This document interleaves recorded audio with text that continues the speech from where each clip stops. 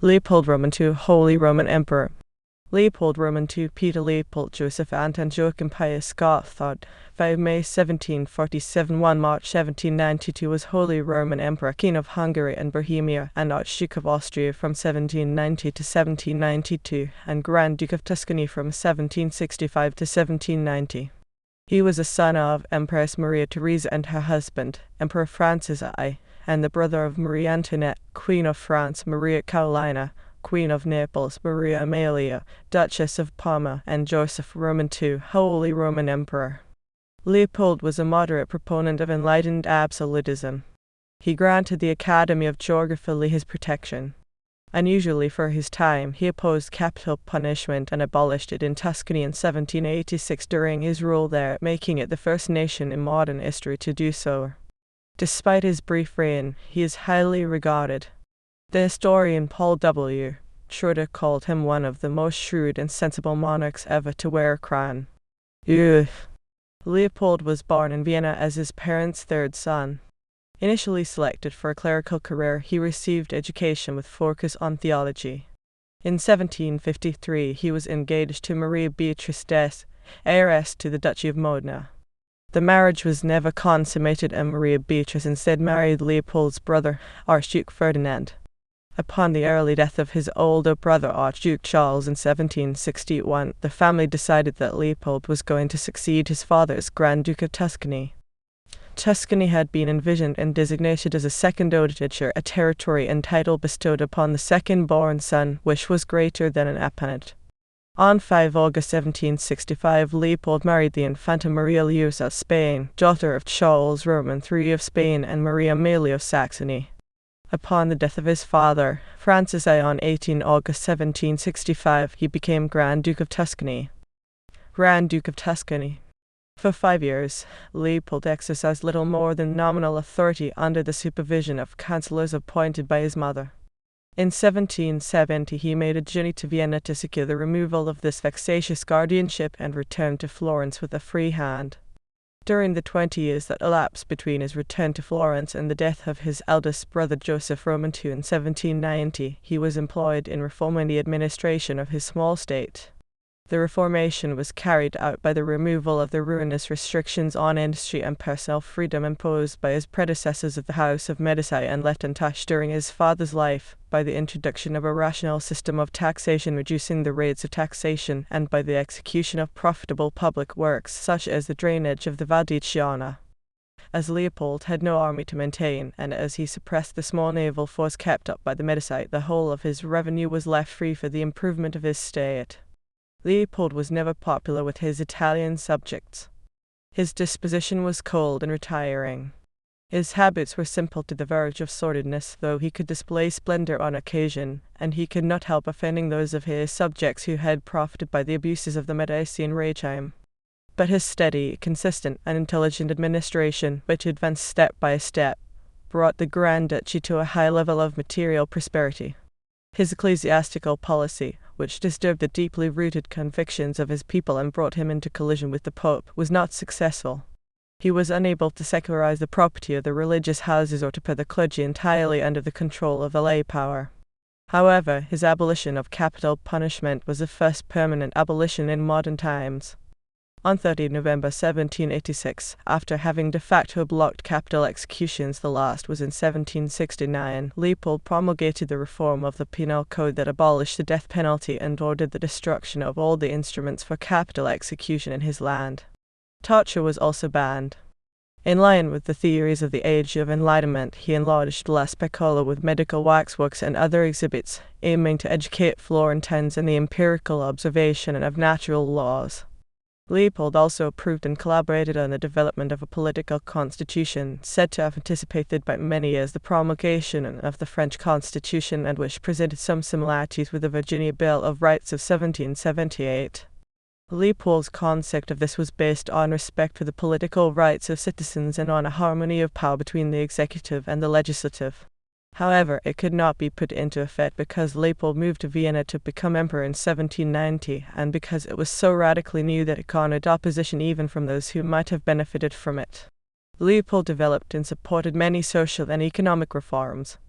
Smallpox inoculation was made systematically available, and an early institution for the rehabilitation of juvenile delinquents was founded. Leopold also introduced radical reforms to the system of neglect and inhumane treatment of those deemed mentally ill. On 23 January 1774, the leg sui pasi law on the insane was established, the first of its kind to be introduced in all Europe, allowing steps to be taken to hospitalize individuals deemed insane. A few years later, Leopold undertook the project of building a new hospital there. He used his skill at choosing collaborators to put a young physician, Vincenzo Chirurgi, at its head. Chirurgi and his collaborators introduced new humanitarian regulations in the running of the hospital and caring for the mentally ill patient, including banning the use of chains and physical punishment, and in so doing have been recognized as early pioneers of what later came to be known as the moral treatment movement. During the last few years of his rule in Tuscany, Leopold had begun to be frightened by the increasing disorders in the German and Hungarian dominions of his family, which were the direct result of his brother's strict methods. He and Josef II were tenderly attached to one another and met frequently both before and after the death of their mother. The portrait by Pompeo Battoni in which they appear together shows that they bore a strong personal resemblance to one another. But it may be said of Leopold as a fontanelle that his heart was made of brains. He knew that he had to succeed his childless eldest brother in Austria, and he was unwilling to inherit his unpopularity. When, therefore, in 1789 Josef, who knew himself to be dying, asked him to come to Vienna and become co-regent, Leopold evaded the request. He was still in Florence when Joseph II died at Vienna on 20 February 1790, and he did not leave his Italian capital until 3 March 1790. Following the principle of secondurignature which had allowed him to rule Tuscany, Leopold entrusted the Grand Duchy to his youngest son Ferdinand Roman III, who ruled until the French invasion in 1797 and then again from 1814 to 1824.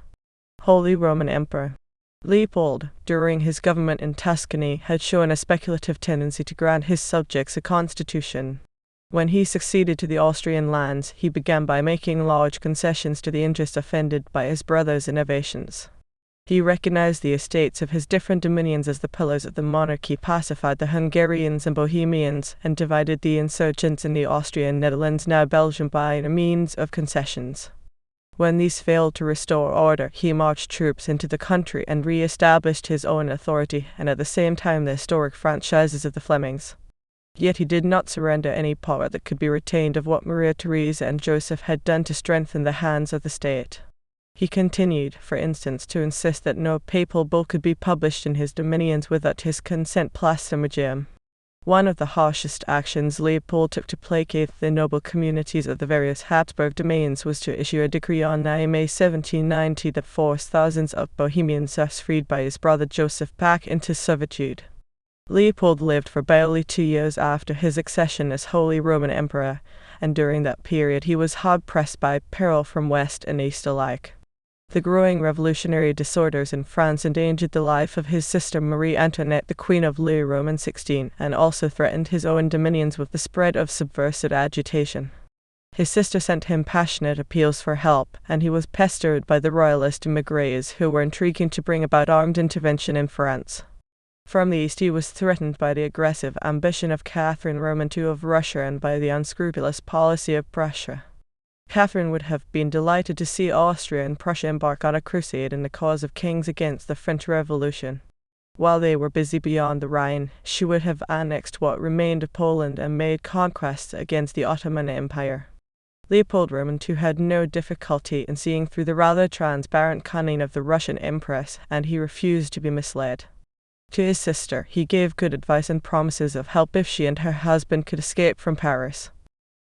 The émigrés who followed him pertinaciously were refused audience, or, when they forced themselves on him, were peremptorily denied all help. Leopold was too purely a politician not to be secretly pleased at the destruction of the power of France and of her influence in Europe by her internal disorders. Within 6 weeks of his accession, he displayed his contempt for France's weakness by practically tearing up the treaty of alliance made by Maria Theresa in 1756 and opening negotiations with Great Britain to impose a check on Russia and Prussia. Leopold put pressure on Great Britain by threatening to cede his part of the Low Countries to France. Then, when sure of British support, he was in a position to baffle the intrigues of Prussia. A personal appeal to Frederick William Roman II led to a conference between them at Rheinbach in July 1790, and to an arrangement which was in fact a defeat for Prussia. Leopold's coronation as King of Hungary on 11 November 1790 preceded by a settlement with the Diet in which he recognized the dominant position of the Magyars. He had already made an 8-month truce with the Turks in September, which prepared the way for the termination of the war begun by Joseph Roman II. The pacification of his eastern dominions left Leopold free to re-establish order in Belgium and to confirm friendly relations with Britain and the Netherlands. During 1791, the emperor remained increasingly preoccupied with the affairs of France. In January, he had to dismiss the Count of Artois, afterwards Charles X of France, in a very peremptory way. His good sense was revolted by the folly of the French émigrés, and he did his utmost to avoid being entangled in the affairs of that country. The insults inflicted on Louis Roman XVI and Marie Antoinette, however, at the time of their attempted flight to Varennes in June, stirred his indignation, and he made a general appeal in the Pius circular to the sovereigns of Europe to take common measures in view of events which immediately compromised the honor of all sovereigns and the security of all governments. Yet he was most directly interested in negotiations with Turkey, which in June led to a final peace, the Treaty of Sistova being signed in August 1791. On 25 August 1791, he met the King of Prussia at Pillnitz Castle, near Dresden, and they drew up the Declaration of Pillnitz, stating their readiness to intervene in France if and when their assistance was called for by the other powers. The declaration was a mere formality, for, as Leopold knew, neither Russia nor Britain was prepared to act, and he endeavored to guard against the use which he foresaw the émigrés would try to make of it. In face of the reaction in France to the Declaration of Pillnitz, the intrigues of the émigrés, and attacks made by the French revolutionists and the rights of the German princes in Alsace, Leopold continued to hope that intervention might not be required. When Louis Roman XVI swore to observe the Constitution of September 1791, the emperor professed to think that a settlement had been reached in France. The attacks on the rights of the German princes on the left bank of the Rhine, and the increasing violence of the parties in Paris which were agitating to bring about war, soon showed, however, that this hope was vain. Leopold meant to meet the challenge of the revolutionists in France with dignity and temper. However, the effect of the Declaration of Pillnitz was to contribute to the radicalization of the political movement. Like his parents before him, Leopold had 16 children, the eldest of his 8 sons being his successor, Emperor Francis Roman II. Some of his other sons were prominent personages in their day. Among them were Ferdinand Roman III, Grand Duke of Tuscany, Archduke Charles, Duke of Teschen, a celebrated soldier, Archduke Joachim of Austria, also a soldier, Archduke Josef, Palatine of Hungary, and Archduke Rainer, Viceroy of Lombardy Venetia. Leopold died suddenly in Vienna in March 1792. Patronage of the arts. As a patron of the arts, Leopold Roman II had an impact on the arts and culture of both Tuscany and Vienna. He was particularly passionate about Italian opera as practiced in the city of Florence. While the Grand Duke of Tuscany from 1765 to 1790, he was a major patron of the composer Tommaso Schroeder and subsidized the cost of staging many new innovative operas by that composer, including the first staging in Florence of Schroeder's 1763 masterwork of Igienia in Tauride. He also was a patron of the opera singers Giovanni Manzuoli, Giusto Fernando Tinducci, and Tommaso Guarducci. Upon his succession to Holy Roman Emperor in 1790, Leopold Roman II brought his passion for Florentine opera to the Vienna court, and brought with him many of the musicians and opera singers he enjoyed in Tuscany to Vienna. Many of the previously active singers, librettists, and composers at the Vienna court, such as librettist Lorenzo da Ponte, were dismissed by Leopold Roman II as he majorly changed the staffing of artists in the Vienna court. Before Leopold Roman II, opera buffa had been the center of the Vienna court, but after his succession and by Leopold's direction, opera seria and ballet became the central repertoire of both the Burgtheater and Kindertheater. Following this shift, Mozart, who had previously written the opera buffas The Marriage of Figaro 1786, Don Giovanni 1787, and Così fan tutte 1790 with da Ponte, created the opera seria La Clemenza di Tito, which was commissioned by the Estates of Bohemia for the festivities that accompanied Leopold's coronation as King of Bohemia in Prague on 6 September 1791. This shift toward opera seria and ballet continued in Vienna beyond Leopold Roman II's reign decades into the 19th century. Image Josef 5 GPG Leopold as Grand Duke of Tuscany together with his family file Frankfurt am Main 1.5 Duke at 1790 Silver Strike Coronation Count Leopold Roman II GPG Coronation in Frankfurt am Main 9 October 1790 Silver Strike of a coronation coin with Leopold's motto Pietate et Concordia above the imperial regalia. File Heinrich Friedrich Friedrich 7 PNG Portrait of Emperor Leopold Roman II shortly before his death by Heinrich Friedrich Friedrich File Sarcophagus Emperor Leopold Roman II JPG Sarcophagus of Leopold Roman II in Kapuzinergraft in Vienna, Austria. Issue. His mother Empress Maria Theresa was the last Habsburg, and he was one of 16 children. His brother Josef Roman II died without any surviving children, but Leopold in turn had also 16 children, just like his mother, and became the founder of the main line of the House of Habsburg-Lorraine. Children with his wife Infanta Maria Theresa of Spain, also known as Maria Ludovica of Spain. Name, birth, death notes: Archduchess Maria Theresa, 14 January 1767, 7 November 1827, age 60, married Anton of Saxony in 1787, no surviving issue. Francis Roman II, Holy Roman Emperor, 12 February 1768 to March 1835, age 67, married one Duchess Elizabeth of Württemberg in 1788, no surviving issue. Married to Princess Maria Theresa of Naples in Sicily in 1790, head issue. Married 3 Archduchess Maria Ludovica of Austria Est in 1808, no issue. Married 4 Caroline Augusta of Bavaria in 1816, no issue. France Roman II would be the last Holy Roman Emperor. Ferdinand Roman III, Grand Duke of Tuscany, 6 May 1769, 18 June 1824, age 55, married 1 Princess Josef of Naples and Sicily in 1790, head issue. Married to Princess Maria Ferdinanda of Saxony, daughter of Maximilian, Crown Prince of Saxony in 1821, no issue. Archduchess Maria Antoinette, April 1771, October 1809, age 39, never married. Became an abbess at the Dijon Convent in Prague. Archduke Charles V, September 1771, 30 April 1847, aged 75, married Henrietta of Nassau-Weilburg in 1815, head issue. Archduke Alexander Leopold, 14 August 1772, 12 July 1795, aged 22, never married. Accidentally burned to death from a mishap while conducting a fireworks show. Archduke Albert Johann Joseph, 19 September 1773, 22 July 1774, aged 10 months, died in infancy. Archduke Maximilian Johann Joseph, 23 December 1774, 10 March 1778, aged 3, died in childhood. Archduke Joseph, 9 March 1776, 13 January 1847, aged 70, married 1 Grand Duchess Alexandra Pavlovna of Russia in 1799, no surviving issue. Married to Princess Hermann of Anhalt-Bernburg-Scheinberg-Halm in 1815, head issue. Married 3 Duchess Maria Dorothea of Württemberg in 1819, head issue. He and his eldest son were the last 2 Counts Palatine of Hungary. Archduchess Maria Clementina, 24 April 1777, 15 November 1801, aged 24, married a Duke of Calabria, later King Francis I of the Two Sicilies in 1797. Her only surviving issue, Marie Caroline, married a Duke of Berry and was the mother of French pretender Henry, Count of Chambord. Archduke Anton, 31 August 1779 to April 1835, aged 55, never married, became Grand Master of the Teutonic Order and titular Prince Elector Archbishop of Cologne.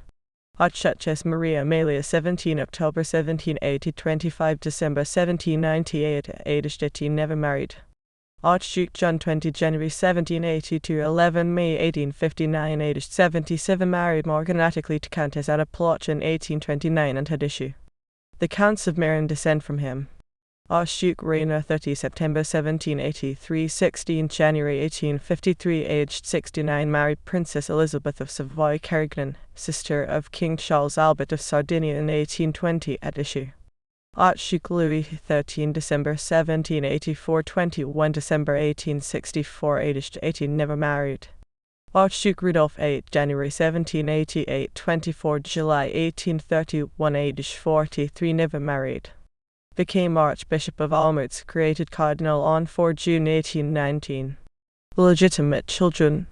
With Livia Raimondi, a ballerina, he had Luigi von Grün 1788-1814. Regnal titles. Category 1747 Births Category 1792 Deaths Category 18th century Holy Roman Emperors Category 18th century Archdukes of Austria Category Grand Dukes of Tuscany Category Grand Masters of the Order of the Golden Fleece Category Knights of the Golden Fleece of Austria Category Grand Crosses of the Military Order of Maria Theresa Category Grand Crosses of the Order of Saint Stephen of Hungary Category Nobility from Vienna Category Burials at the Imperial Crypt Category Burials at St. Stephen's Cathedral Vienna Category 18th century in a Grand Duchy of Tuscany Category Dukes of Corniola Category Children of Maria Theresa Category Sons of Emperors